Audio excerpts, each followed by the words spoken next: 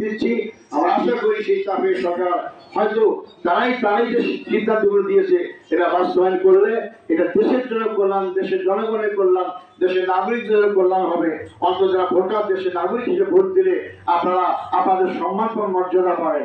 সংগ্রামী ভাই বন্ধুগণ, আমরা আপনাদের কাছে আসি ভোট চাওয়ার জন্য। কেন আমরা ভোট দিয়ে ভোটে যে আমরা আমাদের এই বিগত 54 বছর দেখলাম ভোটটা যাওয়ার আগেই আমরা অনেকে দেখবেন যে নামাজে মসজিদে যায় না, মসজিদ চেনেও না, অজু কি করতে তাও জানে না।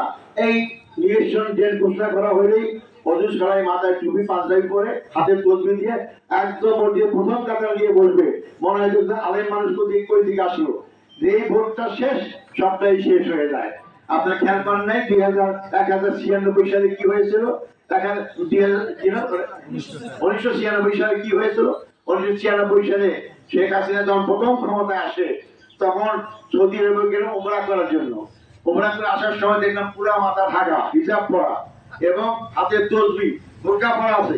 যেই নির্বাচনটা শেষ হয়ে গেল মাথা থেকেই সব হিসাব পড়ে গেল, শরীর থেকে হিসাব পড়ে গেল, আর সেই তসবিটাও করে হাত থেকে ছিঁড়ে পড়ে চলে গেল।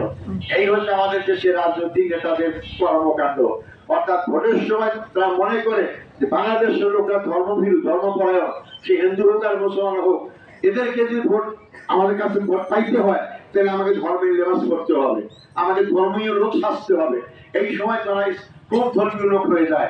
আর যেই ভোটটা হয়ে নির্বাচিত হতে পারে সমস্ত লেবাসটা পরিবর্তন হয়ে যায়। এই যে অবস্থান আমাদের ভেদকিবাদী মুনাফিক চরিত্র, এই চরিত্রবান লোকদেরকে দ্বারা আপনারা যদি যেভাবেই তখনই ভোট দেবেন না কেন আপনারা এই ভোটের মর্যাদা রক্ষা করতে পারবেন না, তারা পারবে না, দেশকে আবার সে দুর্নীতিতে নিয়ে যাবে।